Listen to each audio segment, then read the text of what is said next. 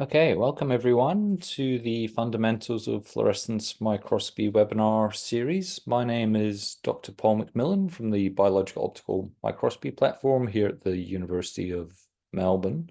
I'm going to be giving the first of the three webinars that cover the Fundamentals series, and that covers fluorescence and fluorescence. Before we get started, I'd like to acknowledge the traditional owners of the land on which we're meeting. And for me, that's the Wurundjeri people of the Kulin Nations. I'd like to pay my respects to their elders, past, present, and emerging, and any First Nations people that have joined us here for the webinar today. Okay, as I mentioned earlier on, this is a series of three lectures. So the first one presented by myself is covering fluorescence and fluorescence microscopy. Lecture 2 tomorrow will be covered by Gabriella from our team. She'll cover sample preparation, some of the experimental applications that are available primarily within our platform, and also some image ethics. And then finally, Ellie from our team will cover the introduction to bioimage analysis. I should say all of these lectures will be recorded and will be made available after the webinars. If you can't make one of the events, then you'll be able to catch up again at a later date. Okay, lecture 1, what we're going to cover today. So the first one is primarily aimed at people from the University of Melbourne. So apologies to those of you who are outside the university. But we're going to give a very brief background on the platform. And then we'll get into the meat of why you guys are here. We'll cover an introduction to fluorescence, what it is, how it works. We'll go through some fluorescence proteins, tags, and dyes. And then we'll spend quite a bit of time talking about the fluorescence microscope and what the different parts of the microscope are and why they're important for your projects. So let's start off with the biological optical microscopy platform. So we are now just over 10 years old. So we had our 10th anniversary, 10th birthday last year. And our mission is to make high-end optical microscopes available to researchers within the university and beyond. We do this in two ways. So we provide professional services to train, maintain, and troubleshoot the instruments within the platform, but also work academically to try and be a one-stop shop for anything microscopy related for researchers' projects. And that can cover from experimental design, sample prep, image acquisition, data processing, all the way to quantification. And some of the ways we can help here is workshops like you guys are attending at the moment, consultations, so we're happy to have one-on-one discussions with you, obviously training you to use the instruments, but also collaborating if you have some harder projects or using some more advanced equipment. We can help a little bit more in that space. And we can also help with manuscript and grant generation as well. This is the team as we are now, so we're a team of 6. And as I say, we're split into professional and academic staff. So that's a picture of me back when I had a little bit more hair. This is Ellie, who will be giving lecture 3. And this is Gabby, who's going to give the lecture tomorrow. And we also have Kalyan, Sangwon, and Ginny as well, who are involved in doing the instrument training and maintenance for the platform. The platform itself is an equipment-based platform. So as I say, lots of high-end optical microscopes, so 19 instruments, 5 analysis computers located across 7 different locations here at the university that cover the Faculty of Medicine and also the Faculty of Science as well. For those of you who know the Parkville precinct, our main facility is located within the medical building, but we have a number of satellite facilities as well. Peter Doherty Institute, which is over here. Peter Doherty Institute's here. The Bio21 Institute's over here in the west.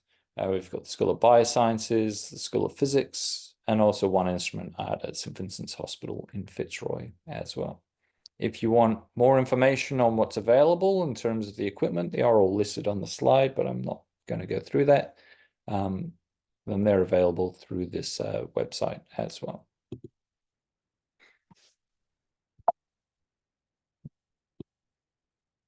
If you want to access the platform, then again, the place to go is our website, so microscopy.unimelb.edu.au, and look for BOMP. And on there, we've got details on how you access training.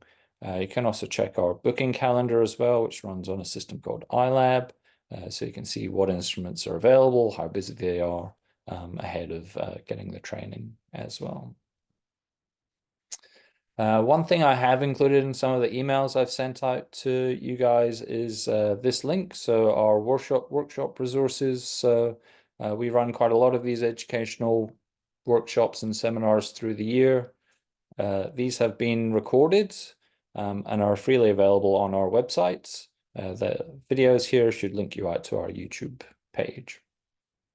Okay, so that's all I wanted to cover in terms of the platform and who we are. So we'll move on to the real reason why you guys are here. And what I'm going to do is we've got 3 different sections here.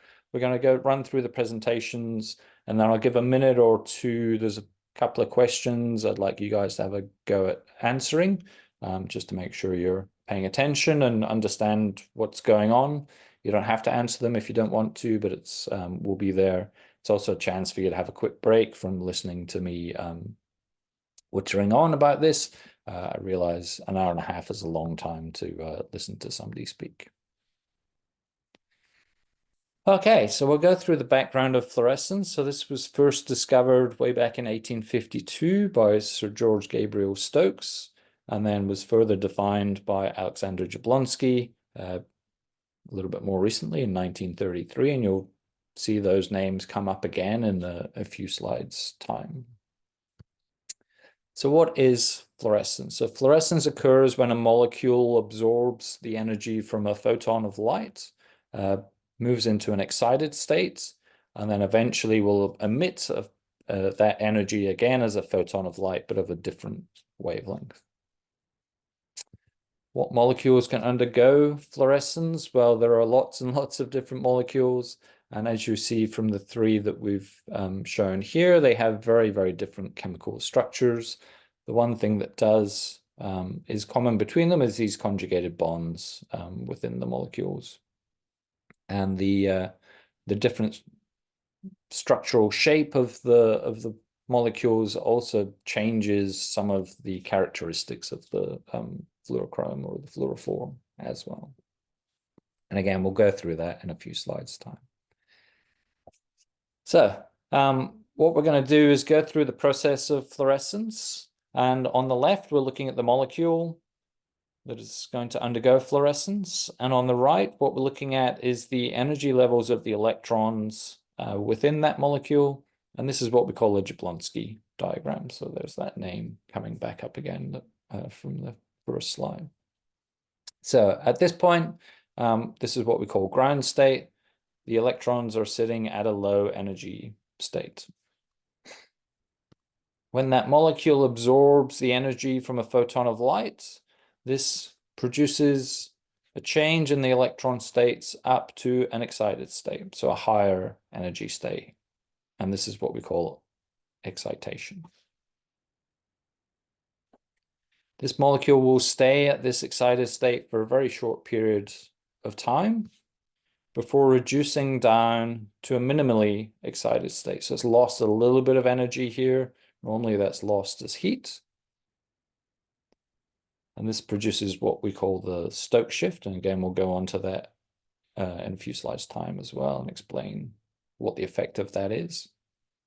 And then finally, sorry, I should say the excited lifetime. So the length of time it stays in that excited state is very, very short. And we'll talk about fluorescence lifetime later on in the presentations as well.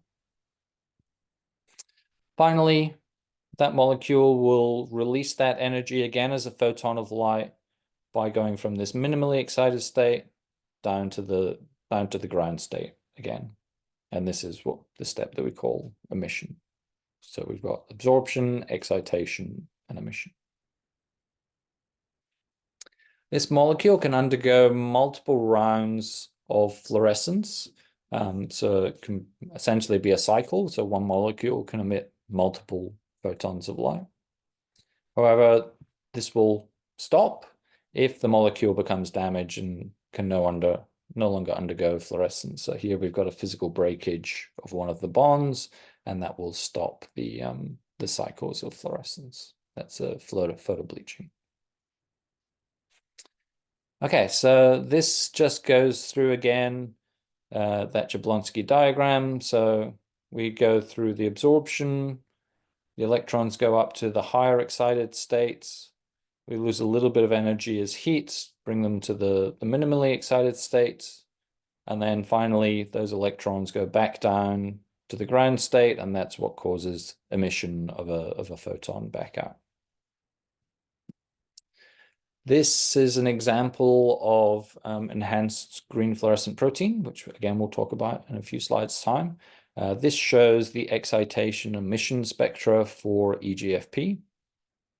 So you can see the energy that's lost results in this shift here. So this is what we call the Stokes shift between the excitation maximum and the emission maximum. And you note the shapes of the excitation and emission spectra are very, very different, even within the same molecule. Okay, so let's look at these in isolation. So the excitation spectrum is pretty much the same as the absorption spectrum for a molecule. And this is the range at which that molecule will absorb photons. Now, the most efficient absorption is undergone at something called the excitation maximum. And that's something you'll see written quite a lot. If you buy a new probe or a new fluorophore in, it will give you the excitation and emission maximum. That's the top of this peak here. But the molecule will absorb or become excited with photons across the spectrum here. Similarly, the emission spectrum we have occurs most efficiently here at the emission maximum. But again, emission can occur across the entire spectrum. Now, one thing to take into account is if we excite the molecule with a wavelength A here at the maximum, then we're going to get the most efficient emission. If we excite this molecule with a wavelength of B, which is just short of 500 nanometers here, then we're not going to get quite as efficient emission coming off that molecule, and so on and so on. So it only changes the height of the emission spectrum, not the shape of the emission spectrum, depending on which wavelength you excite the molecule from. I mentioned earlier on that the chemical structure of the molecules can change the characteristics of the fluorescence characteristics of the molecule, and I've put up 6 very different examples here. So we've got some examples of molecules which have fairly tight excitation and emission spectrum, very narrow Stokes shifts. We've got other ones down here. This is a very interesting one, which is very broad excitation and emission spectrum and a massive Stokes shift between the two spectras. This is really important aspect to look at ahead of designing your microscopy experiment. So you really need to know what wavelengths you need to excite your molecules with and what wavelengths you'll be collecting them with to make sure that your microscope is set up for that. But also any other stains that you have within your sample are also compatible with these stains that you're using. Okay, so this is just a summary of what we've gone through. So each molecule that can undergo fluorescence has an excitation spectrum, this blue curved line here. The most efficient excitation will happen at the excitation maximum. That's when the energy levels within the molecule become excited. We lose a little bit of that energy as heat, so it comes down to a minimally excited state. That's what produces this Stokes shift. And then finally, we have emission, where the energy is released back down to a ground state. That results in the release of that energy as a photon of light with a longer wavelength now because of the Stokes shift, loss of energy. And again, most of the emission will happen at this emission maximum here. So we've covered 3 fluorescence properties. So the excitation wavelength, the emission wavelength, and the Stokes shift. But there are a number of other fluorescence properties as well that we should take into account. So we go through these in order. So we've got the extinction coefficient. That's essentially the absorption coefficient. The quantum yield, which is the number of photons emitted per photon absorbed. So that goes from a range from 0 to 1. We have the relative brightness of the fluorophore, so that's the extinction coefficient multiplied by the quantum yield divided by a factor of 1,000. We've got the pKa, which is the acid dissociation constant. This means that at above a certain pH, the molecule will undergo fluorescence. Below that, it won't. And this can be used for looking at pH of compartments. We've done that in the past. We can look at the photostability of the molecule, so how long it takes to bleach. Again, that's a key aspect sometimes in some experiments. And then the fluorescence lifetime, which I already mentioned briefly, is the length of time the molecule stays within the excited state. Okay, so that is a very quick run through of fluorescence. What I'm going to try and find now is the poll. So I'm going to launch this poll. I'll give you a couple of minutes or a minute or so to go through and answer. There are 3 questions there. The first one, you have to match the answers.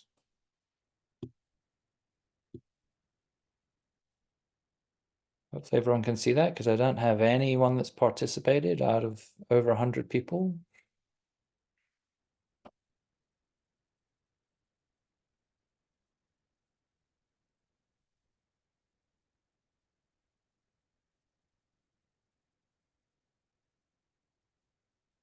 Here we are. Now I've got some answers coming through. It's 3 people.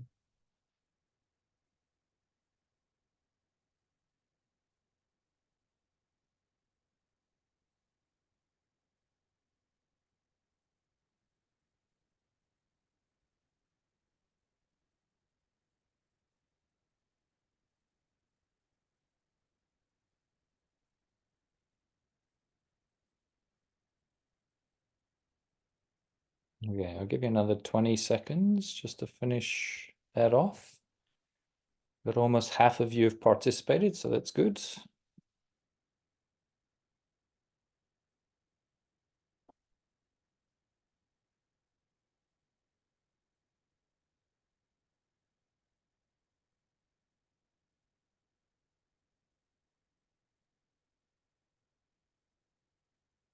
Okay, last 5 seconds.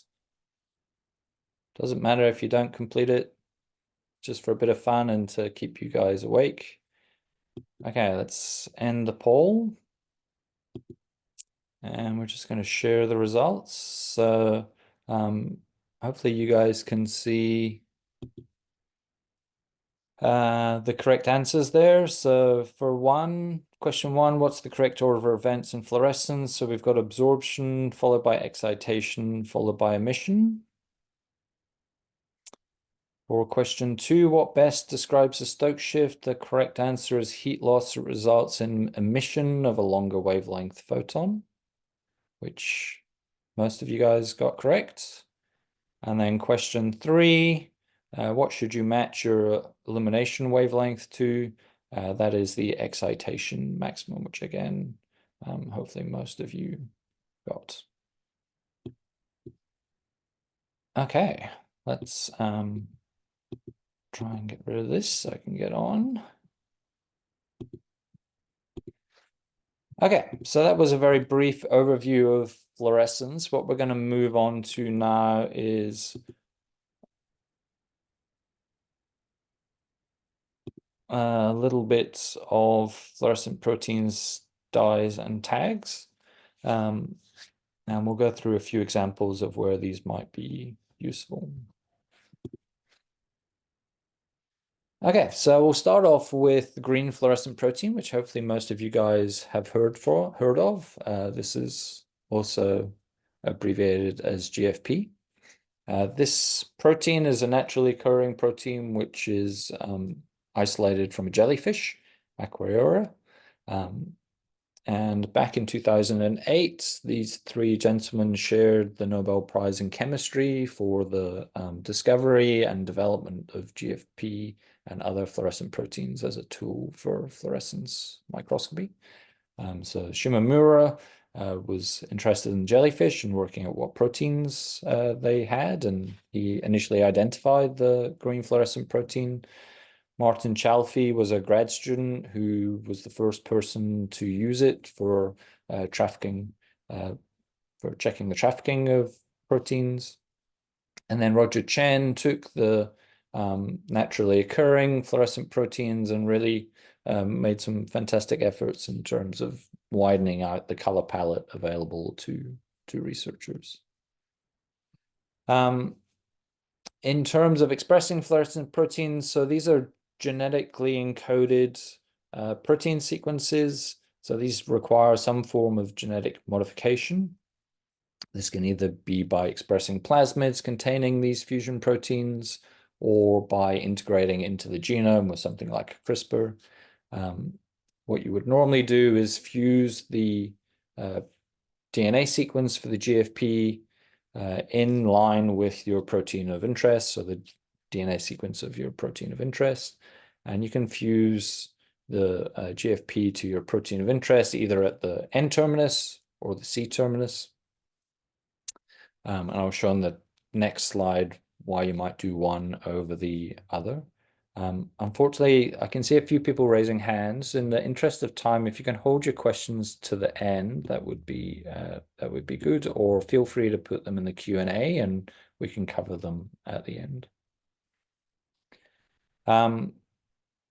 Yeah. So once we've got our DNA sequence in sequence with our protein of interest, then we can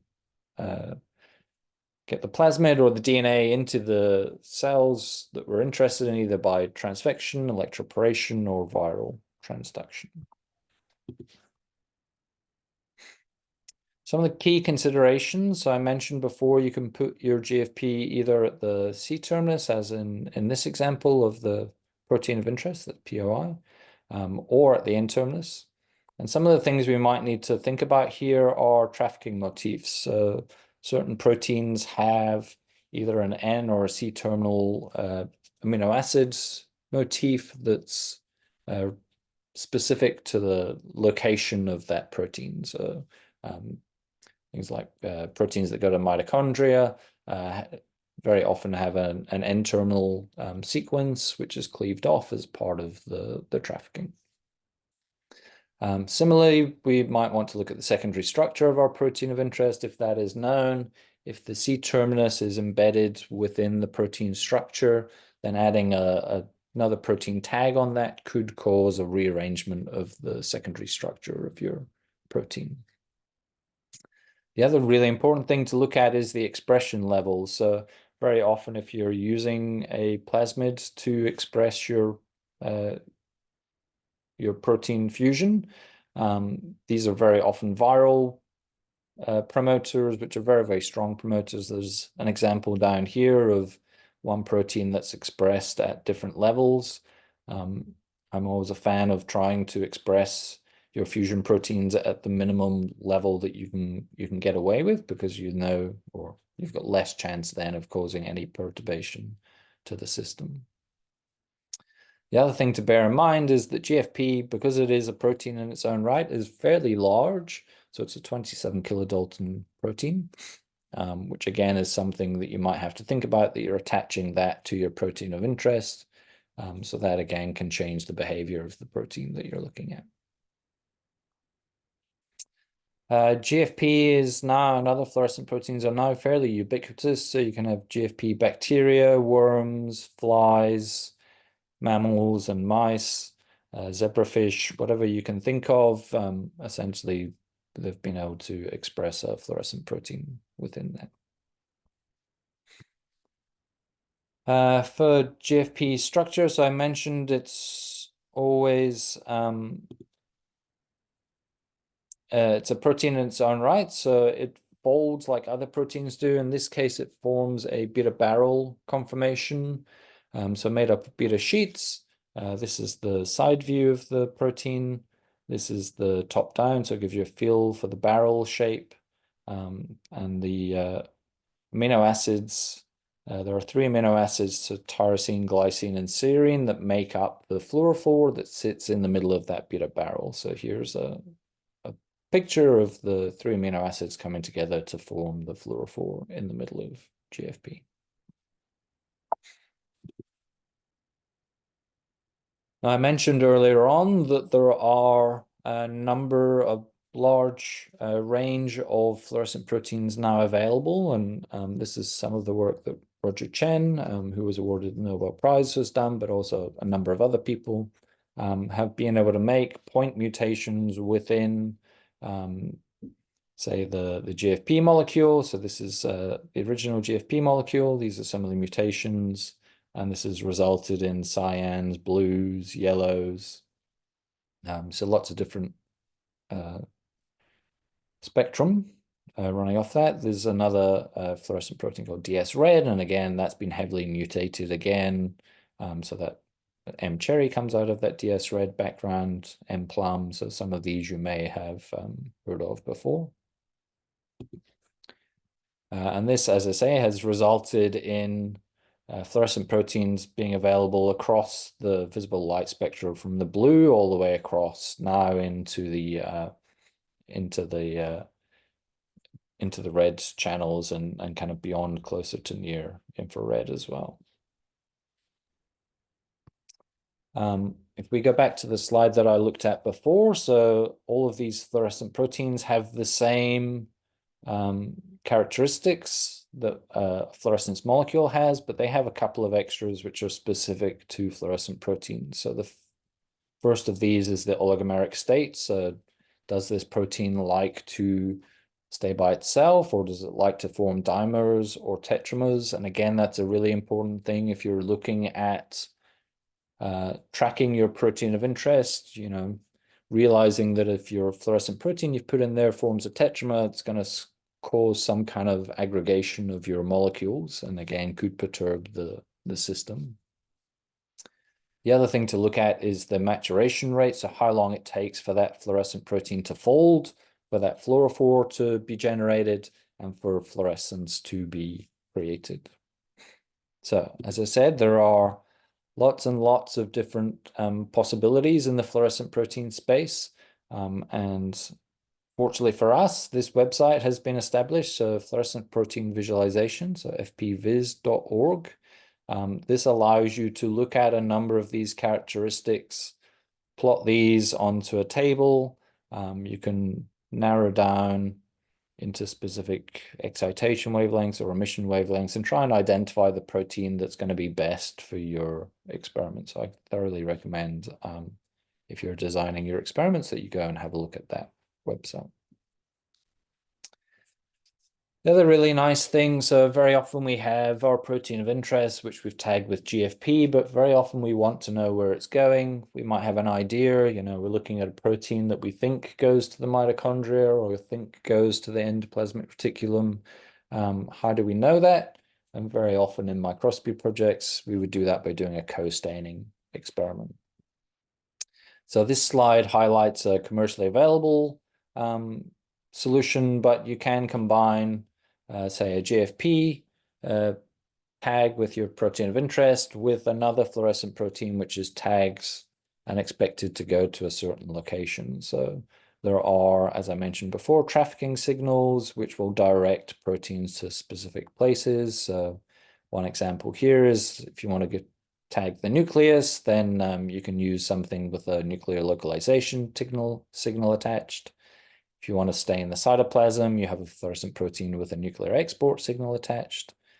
Endoplasmic reticulum, then there's this short 4 amino acid sequence which encodes for endoplasmic reticulum retention.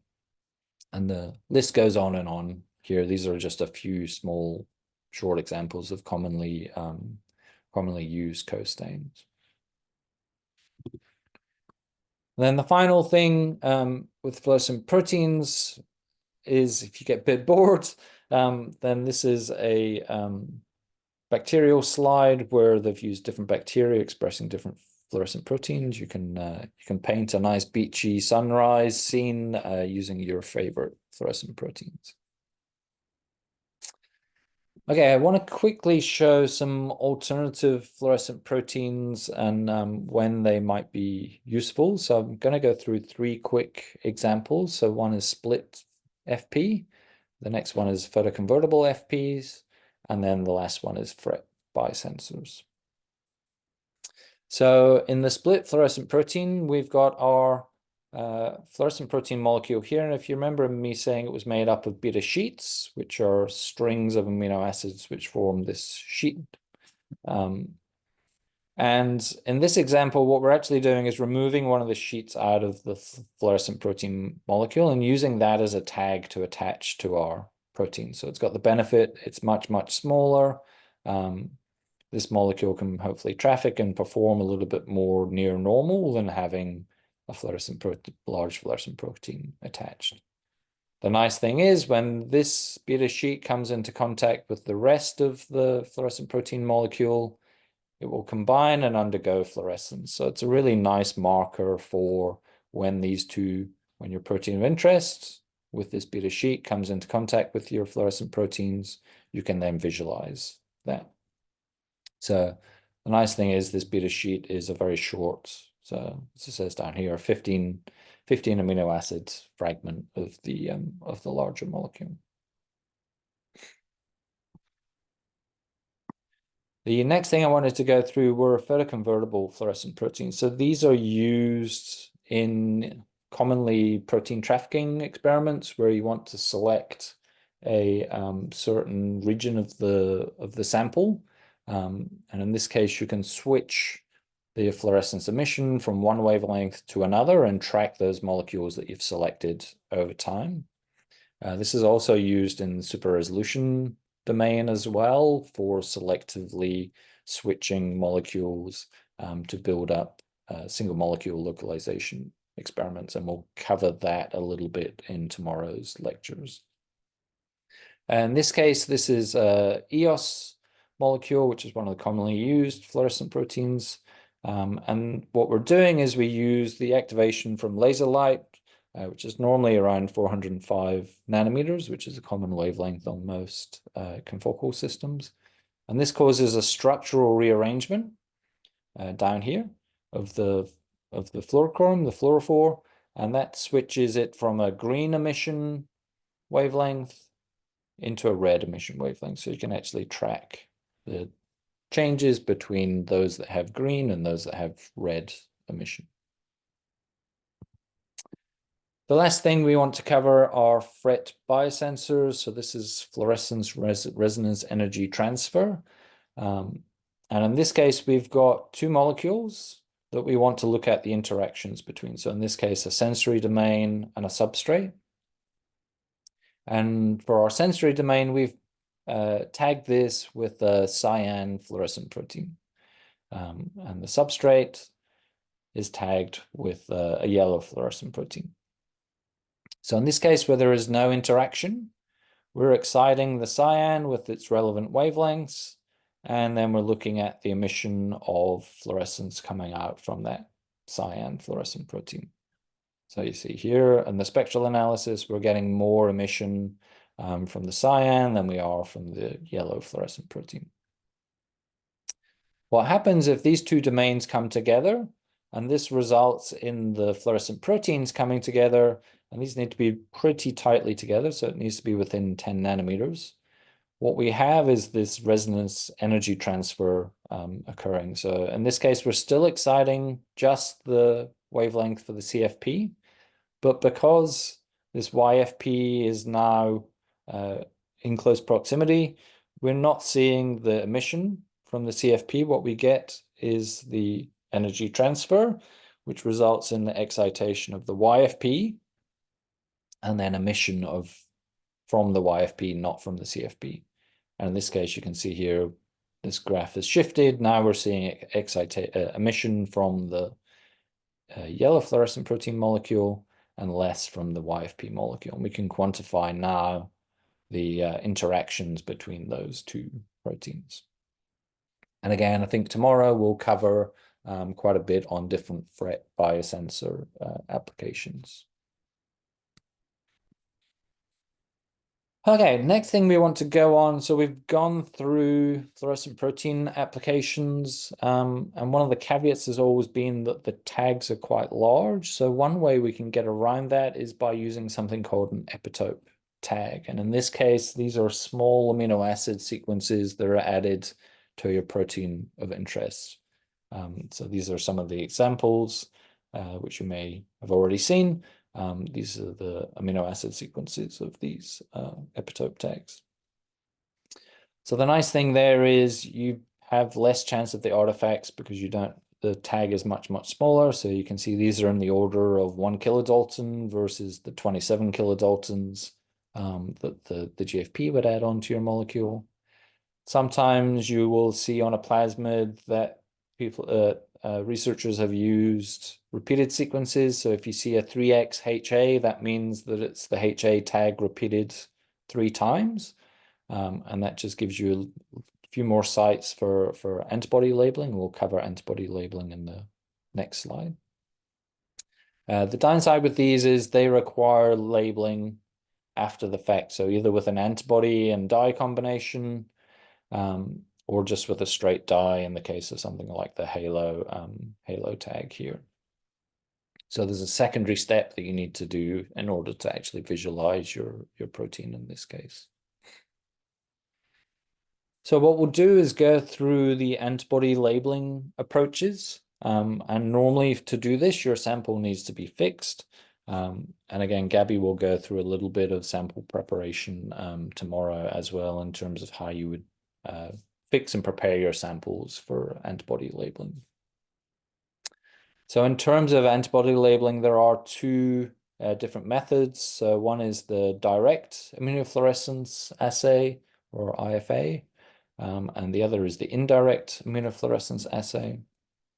In the direct IFA, you will see that we've got our proteins of interest here on the surface of this structure.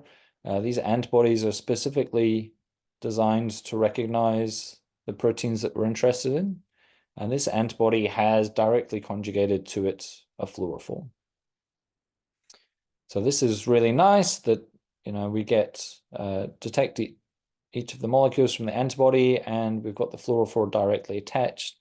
The downside is that you don't get any amplification there. So if your number of molecules you have are fairly low, you might get a result in a fairly low signal. The benefit of the indirect method again has this initial antibody binding to your proteins of interest.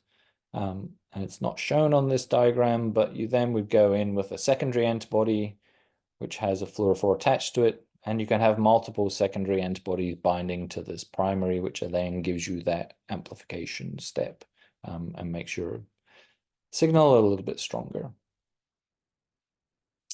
In terms of primary labeling, so the antibodies that you're using, there are lots of different types. So either a monoclonal, which will identify just one small amino acid sequence on your protein of interest, or a polyclonal, which is raised against the entire molecule and can bind on multiple different parts of the protein that you're interested in.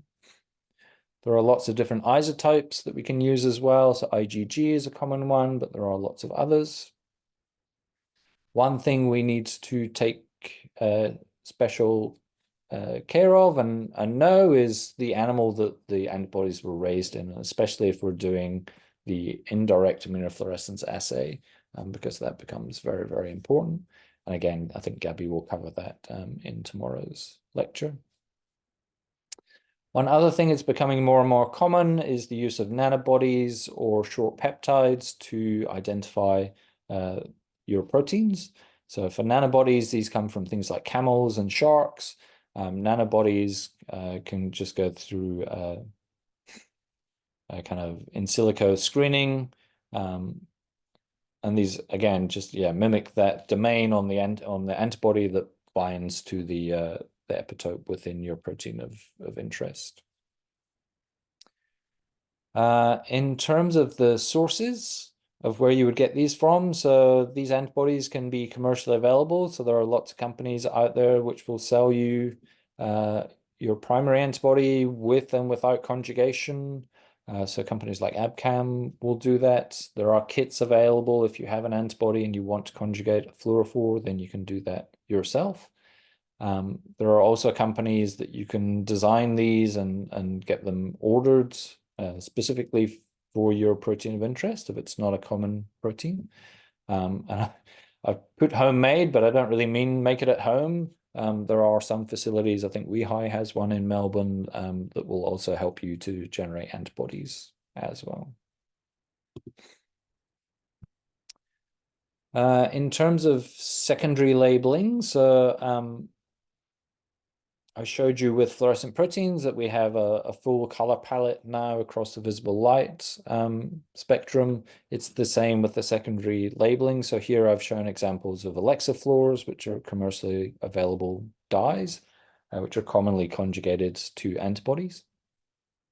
So again, you can match your dye and also hopefully set up some co-stainings with some other dyes as well. But again, this is something just to bear in mind and make sure that you can set up correctly for your experiment. If you're doing 2 or 3 different colors, that they're not going to be overlapping too much. One other key thing to think about when it comes to the labeling side of things is, as I mentioned before, the photo bleaching of your fluorophores. So the reason I was showing the elixifluor dyes is they're a little bit more photostable than some of the older dyes. So from time to time, we come across researchers who have antibodies conjugated with fluorescein. It's not a very photostable dye. Might work okay in flow cytometry, but in microscopy, it's not very good. So again, you have to be very, very careful if you're trying to do any quantitative work that you use a dye that's not going to bleach or be damaged over time. So here it becomes very, very difficult to quantify with fluorescein, whereas the elixifluor 488 is fairly stable.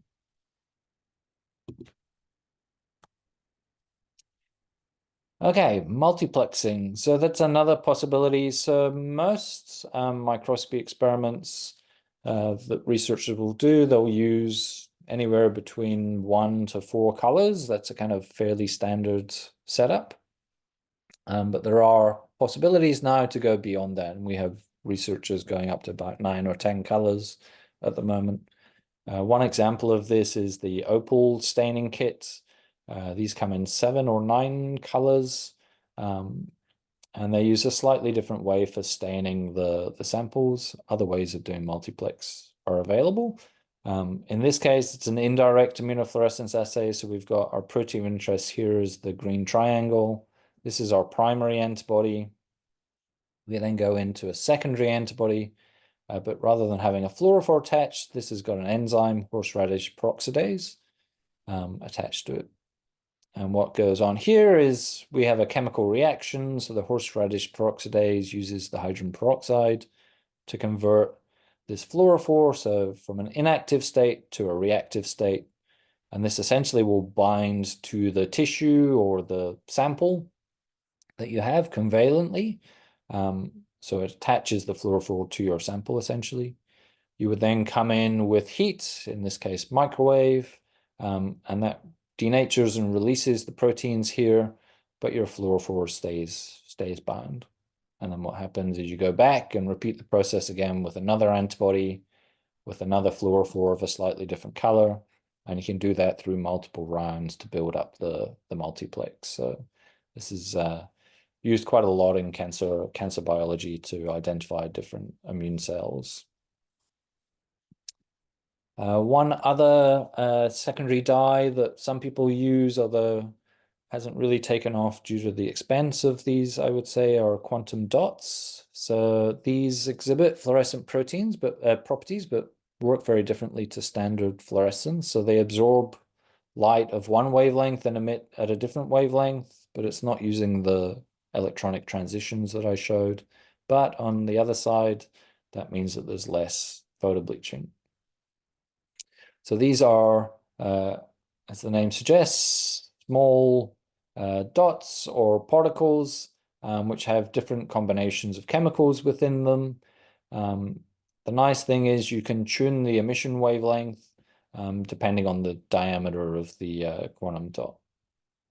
The other nice thing is we can coat these quantum dots with antibodies or oligos if we're trying to attach to DNA or RNA as well.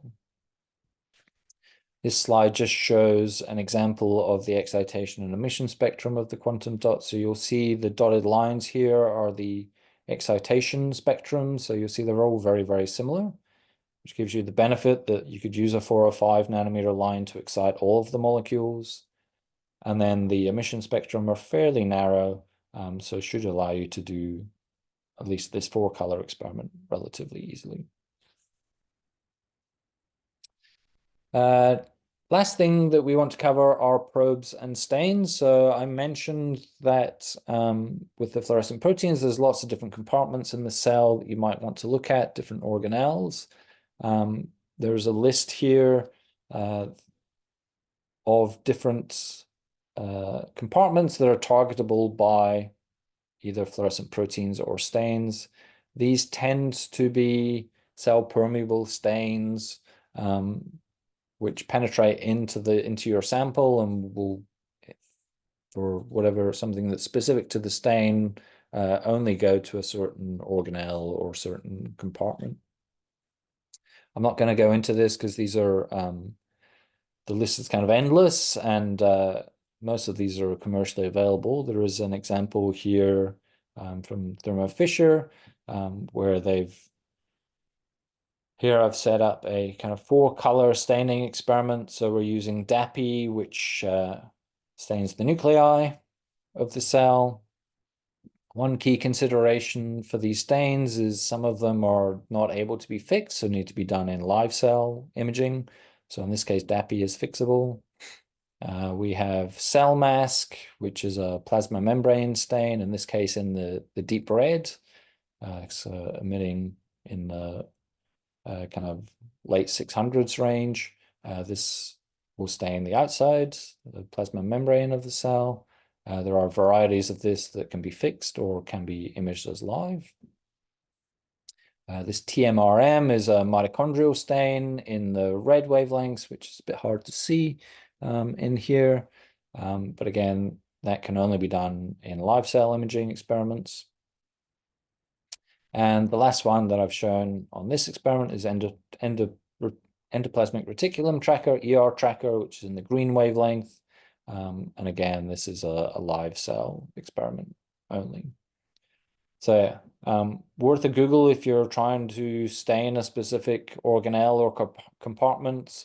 Have a look on companies' websites or have a look through previous publications and see what stains that they've used for your experiments.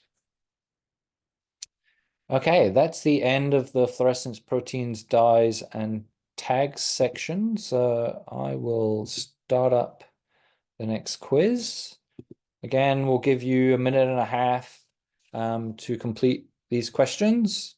So I think there's only 2 questions in this section. Again, if anyone has any questions, feel free to put them in the Q&A or hold them till the end. I'm happy to answer questions at the end of the webinar.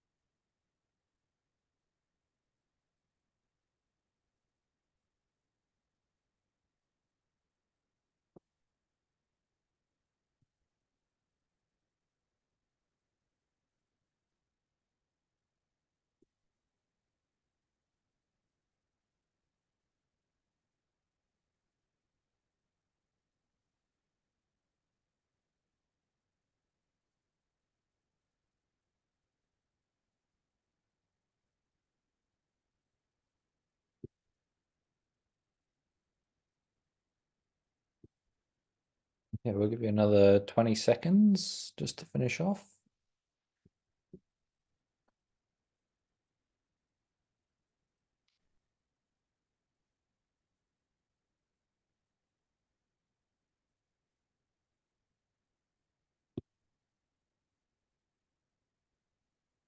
And last 10.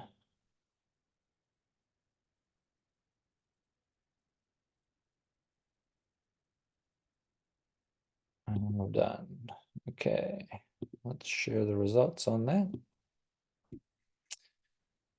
So for question 1, the which explains the best approaches. So fluorescent proteins are genetically coded and can be used in live and fixed samples.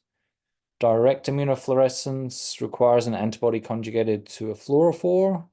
Indirect immunofluorescence requires a primary antibody and a secondary antibody, which is conjugated to a fluorophore.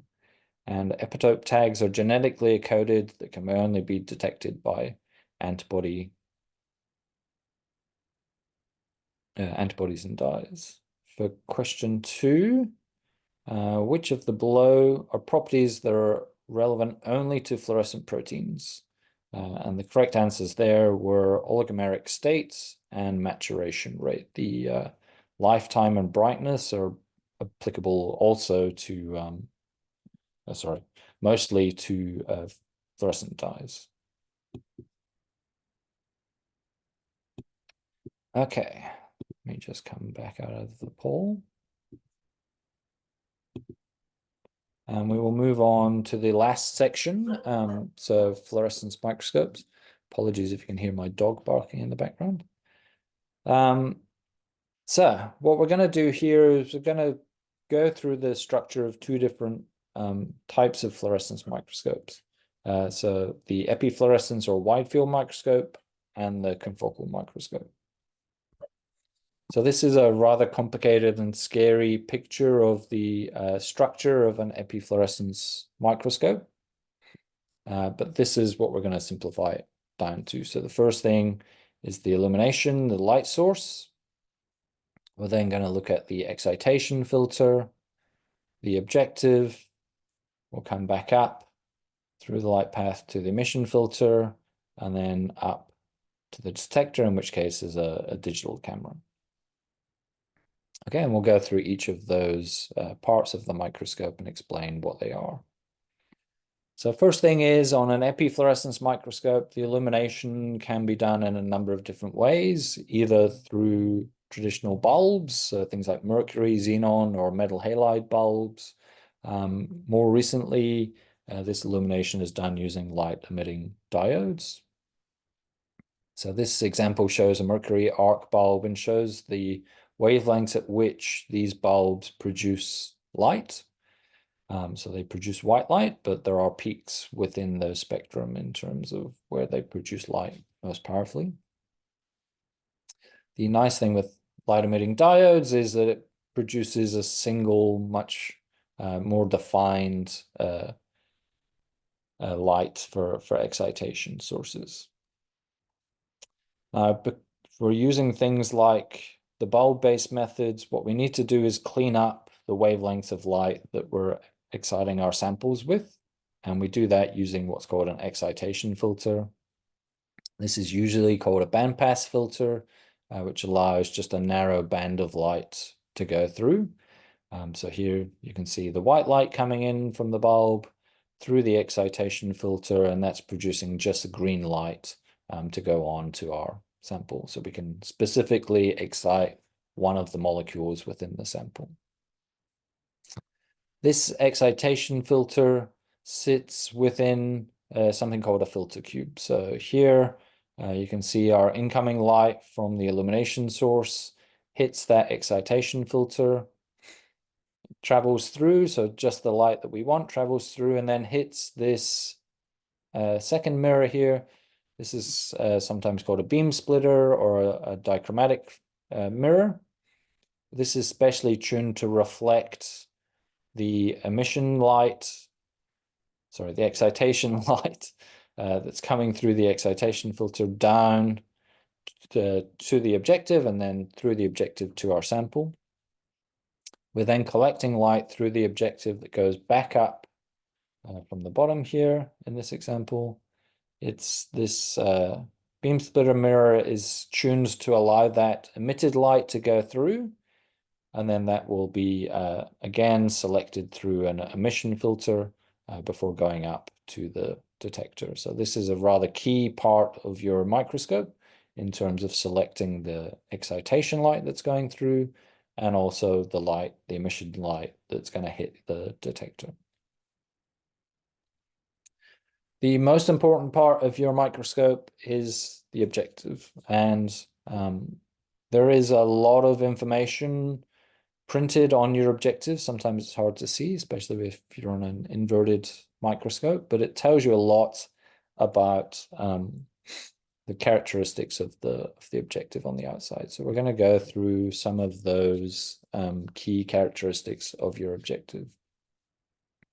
So the first thing up here is the aberration correction. So in this case, we've got a plan apo, aberration correction. So plan tells you that we're getting a reasonably high quality flat field correction. So we're illuminating this field of view reasonably well. And the apo talks about aberration correction, in this case, chromatic aberration. And this again means that different wavelengths of light are essentially focusing onto the same point through this objective. So you don't get an offset between your different channels in terms of the focus. There are multiple different types of aberration corrections. And again, it's a good idea to check on this. If you're buying a new system, make sure you get a well-corrected objective like this one. The next important thing is the magnification. So here we can see that this is a 60 times magnification objective. And the number that comes after that is 1.40 is what's called the numerical aperture. And we'll come on to what that is and why that's important in a second. After that, we've got the immersion medium. So in this case, this is an oil immersion medium. You can have glycerol, you can have water. If there's nothing written there, then it's normally an air objective, which doesn't require an immersion medium between the objective and the cover slip. Next thing we have down that's important and we're going to cover here is the cover slip thickness that this instrument, this objective is anticipating. So here it says 0.17. That corresponds to 170 microns, which is a number 1.5 cover slip. So this is really important, especially if you're doing 3D imaging. You should be imaging through a number 1.5 cover slip. Sometimes objectives will have correction collars, which allow you to correct for the cover slip thickness, but most systems will be expecting this thickness of cover slip. And then the next number that's next to that is WD 0.21. That is the working distance of that objective. And again, we'll cover that in a few slides times as well. So the first thing that we're going to look at is the numerical aperture, the NA. And that is the key thing that's going to tell you about the resolution of that objective. So the numerical aperture, the resolution is a function of the NA, not of the magnification. So there's equations down here, one for a wide field and one for a confocal. And you'll see the two things that change the resolution is the wavelength of light that you're using. So the shorter wavelengths give you better resolution, and the numerical aperture. So the higher the NA, the better the resolution. There's a table down here, sorry, excuse me, for confocal data sets, for confocal microscopes that shows you the resolution of some of the different objectives across the different wavelengths. What I've noted here is when your NA is the same, so say for example in this instance we've got a 63x and a 100x with the same numerical aperture. In this case we suggest you use the lower magnification lens, as it will be brighter than the higher magnification lens. And again, if you're fond of equations, there's an equation which will let you work that out. So these equations are for your lateral resolution, so your XY. But we can also work out the resolution in Z. This will always be about 2 to 3 times worse than the lateral resolution. And this is dependent on a few other things. So we've still got the wavelength of light. So again, the shorter the wavelength of light, the better the resolution. But it also takes into account the refractive index of your immersion medium and the numerical aperture as well. And again, I've shown an example table here of the actual resolution of a confocal in glycerol, in a glycerol-based mounting medium. So, as I said before, high NA gives you higher resolution. So this is an example of the same field of view imaged with an objective with an NA of 0.75, which would normally be an air lens, versus one with an NA of 1.4, which is normally something like an oil or a water lens. So it's really important if you're trying to do quantitative analysis, so things like colocalization. If you use an NA of 0.25, it looks like everything is colocalized. But what you really want to do is get the best resolution possible to really start to look at things like colocalization studies. And in the past, we've run colocalization workshops, which are available, recorded and available on our webpage if you want to learn more about that. I already mentioned this, but the numerical aperture is also a factor for your brightness. So in the instance where you have the same magnification, then you should select the higher NA lens to get better resolution.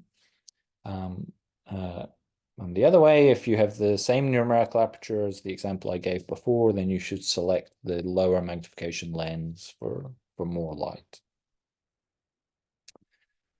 Working distance. Now, this is really important. We, as a platform, see lots of damage to our objectives, and this is kind of the key point that causes that a lot of the time. As I mentioned before, most of the objectives on the instruments will be expecting that number 1.5 cover slip, that 170 micron thickness.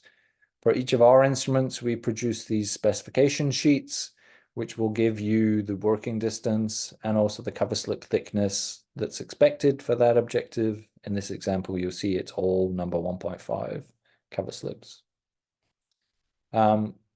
In this case, if you're mounting your sample onto a number 1.5 cover slip, then you can use all of the objectives that we've shown here. So what the working distance is the distance past that cover slip. So at a 63x, you've only got 140 microns past the cover slip interface. But in this instance, because we've mounted our sample onto the correct cover slip, we can use all of these objectives. However, if we put our slide on the wrong way, or we've mounted our sample into like a microtiter plate, which has a thick plastic bottom, these are both about 2 millimeters thick. In this case, this is where we come to. So that means that our 63x, our 40x, and our 20x, we can image a sample. So the sample is sitting here. These are the working distances of those objectives. So you can only image using the 10x or the 5x if you mount your samples on these thick plastic or thick glass bases. So yeah, the key takeaway is always mount on the cover slip if you can. Otherwise, yeah, you're limited in terms of what objectives you can actually use to image your samples. The other key thing to be aware of when you're doing this is that you're going to crank that objective turret up really high, and we see very often cases of other objectives being damaged on the turret because the turrets have been had to pushed up to be able to focus through these 2 millimeter thick bases of the samples. So just be very, very careful about the other objectives that you're not imaging through, because yeah, you could also cause damage to them.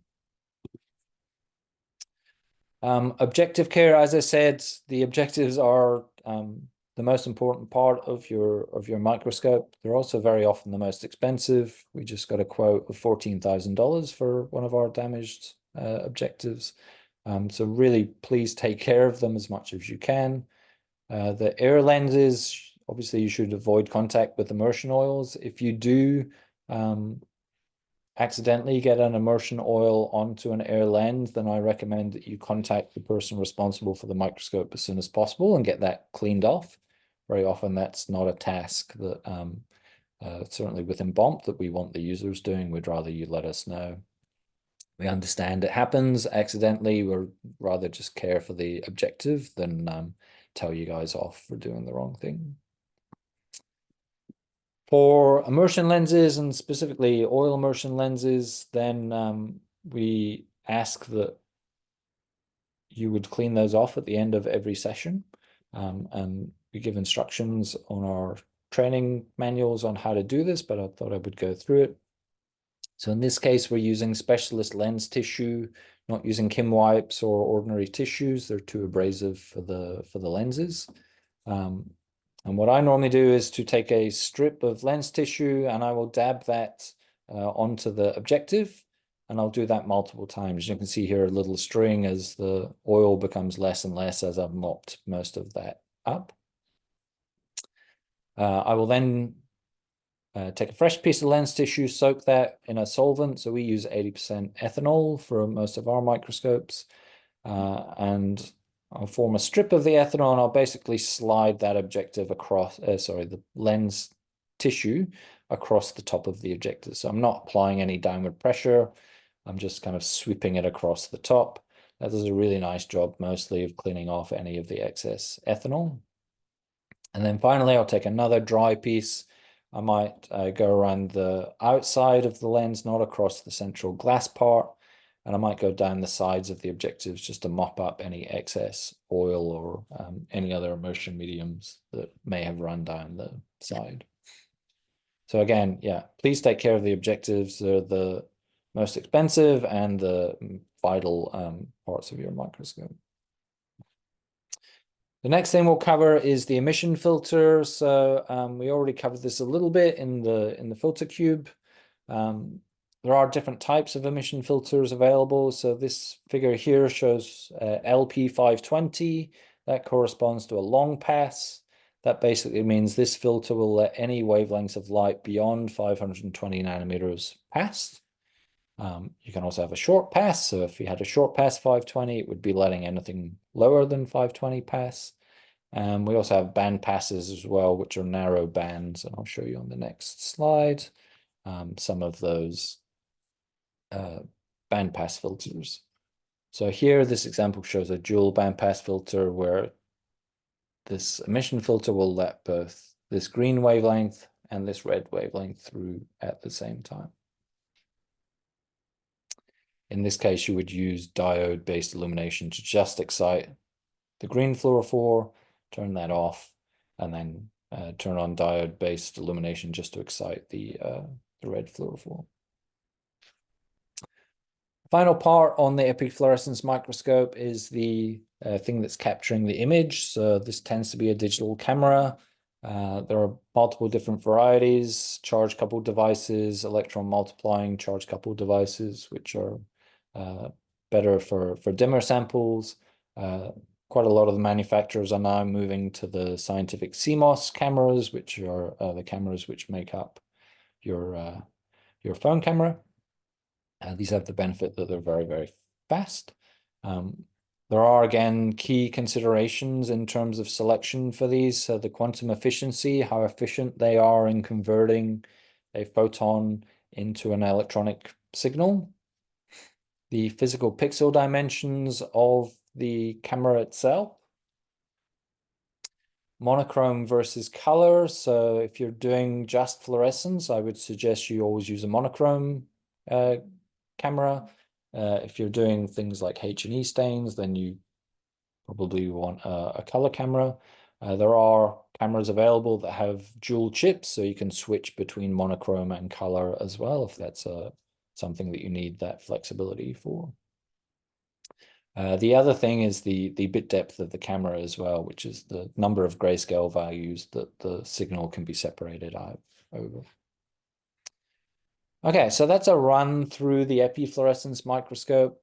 We went through illumination, we went through the filter cube that includes the excitation filter. We've gone through the objective. We've then excited our fluorophore. We're going back up through the objective, through the filter cube again, through the emission filter, and then finally onto the detector. So the next thing we'll cover is confocal microscopy, and these operate very, very differently to epifluorescent systems, but give you much, much higher quality images.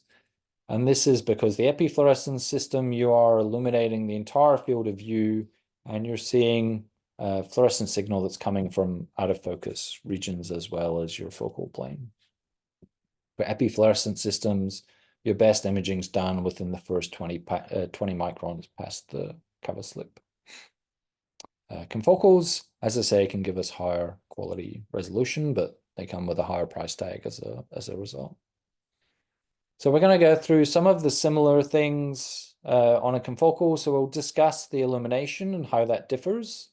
We'll discuss something called the scanner, which is very, very different. We build up the image a different way in the confocal.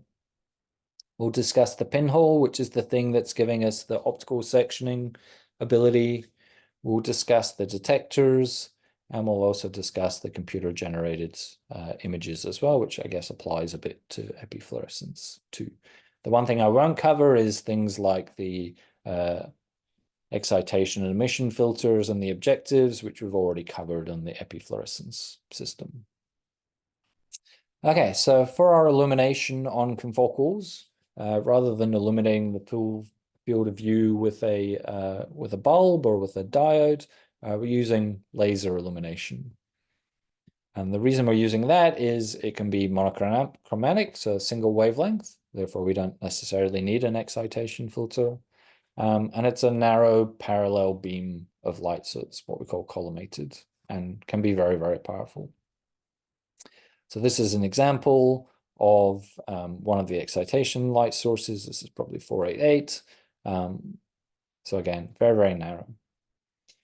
And the nice thing here is that a lot of the commonly used fluorophores match to these laser lines. So some of these are gas-based lasers, some of these are more kind of diode-based lasers. But again, you can see that you could multiplex up to kind of 3 or 4 different channels using different excitation lines. What we covered earlier on in fluorescence is we need to remember to match the laser wavelength that we're using to excite to our excitation spectrum. So here we've got an example of the 561 laser is matching the excitation spectrum for this electrofluor 546. And we're getting the most efficient emission from that fluorophore. Again, if we decrease down and we're not exciting as efficiently, then we're not going to get emission as efficiently either, and that's going to affect the quality of our results downstream. Okay, so yeah, just remember to match the laser line to the excitation maximum of the fluorophore if you can. Now, I mentioned that the image is built up very, very differently. So on a epifluorescent system, we illuminate the full field of view and take an image on a camera. On a confocal, what we're doing is taking that narrow beam and we're scanning it across the sample. So it takes a bit of time to build up the image as we scan the laser across the sample. This scanning is controlled by 2 mirrors. And these control both the X and Y position of the laser beam to scan across the sample. And the key thing here is once the light comes back up from the objective, the emitted light is also going back through these mirrors as well. And then that goes off to the detector. So it's a point detector, not a camera-based detector. The confocal scanner, we can control the speed at which that scans at. So we can make that go really, really fast. The downside of this is that, we're not collecting very many photons as we're scanning that laser across. So the resulting data can be kind of rough and noisy, as this example shows.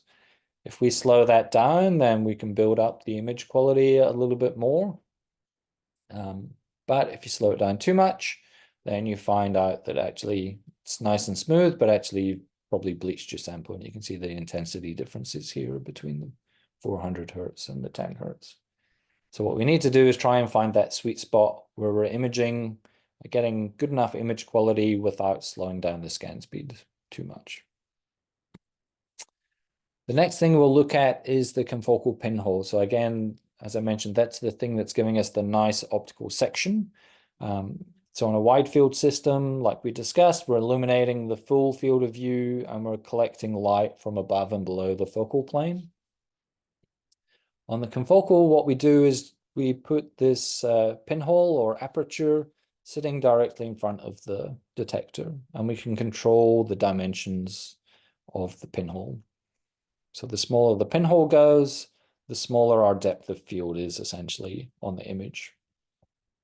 So if you guys, anyone's into photography, you know about depth of field and how you can change the aperture there to change the depth of field on your image. It's the same within the confocal. So what this is doing is our red dotted line here is our focal plane. These are the fluorescence molecules that are coming out of our sample. If a fluorescence molecule originates here, it's going to go through the objective, through the light path, but isn't going to cross through the pinhole here. So that's going to be stopped. Similarly, if we've got light emitted from below the focal plane, that also is not going to travel through the pinhole. We're only going to see light at our focal plane, which crosses over nicely through the pinhole and then finally makes it to the detector. Now, there is an optimal size suggestion for the pinhole, which is called something called 1 area unit. And this is a kind of top-down view of if we looked at the light from a single point, sub-resolution point on our microscopes, we would see this pattern. So most intensity is in the middle part here, and then we have these little waves that go out with decreasing intensities. What we're trying to do with the pinhole is to match the area unit here, so the most brightest part of that molecule. So you'll see in confocals that there's this 1 AU or area 1 button. This is what's trying to match to this area unit. This also operates in Z as well. So this is what our point spread function would look like from that single point in the Z direction.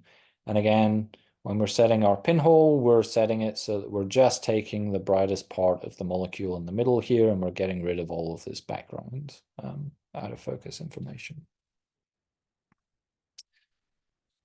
Last part of the hardware is the confocal detector. So I mentioned it's a point detector, not a camera. So it's not a single shot. We're building up as we scan the image as we scan across.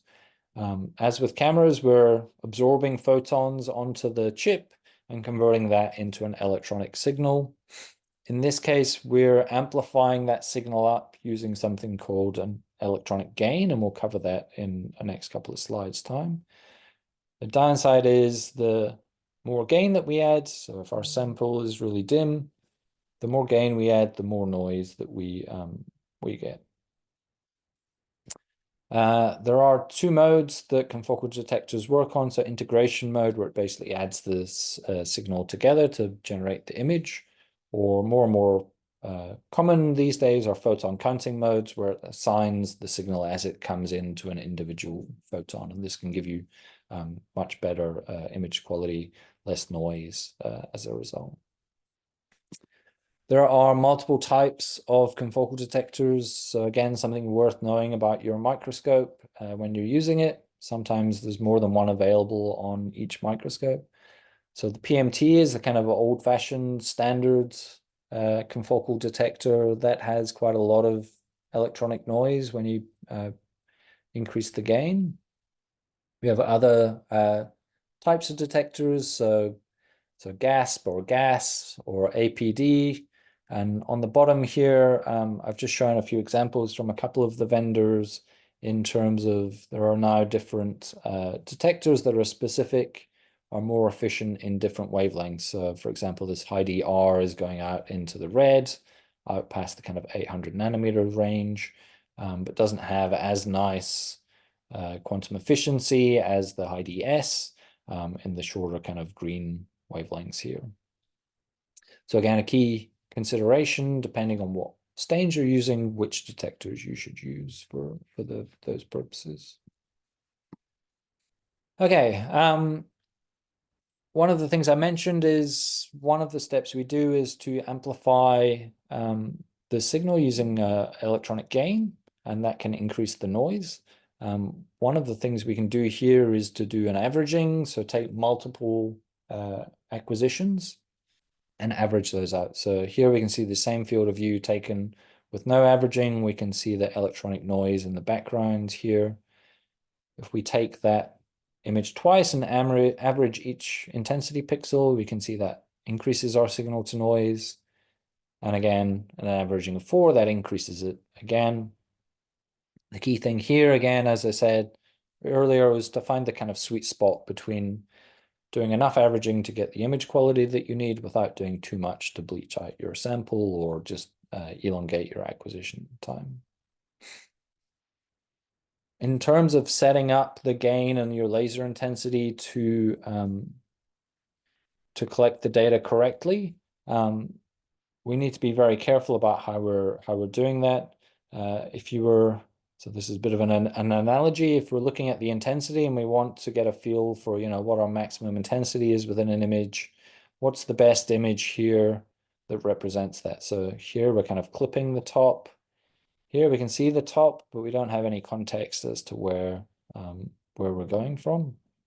This is probably the most applicable that we can see, the top of the mountain, but also the kind of foreground as well. Let's put that into a microscopy context. So here down the bottom, we've got our detectors range. So this is what we call the dynamic range from 0 intensity up to the maximum intensity of the detector. We've taken confocal data sets at different settings, so either changed the gain or we've changed the laser intensity. So here we're using about 50% of the dynamic range, which is probably fine. Here we're using low gain and low laser. Here we've optimized it a bit, so we're using as much of the dynamic range as possible without saturating, without losing any information. In this case, we've either used high gain or high laser. In this case, we're clipping the top part. So using this range indicator, we can see in red here that we've actually saturated the detector. That means we can't quantify the pixels that are red. It also makes them look a little bit larger than they should be.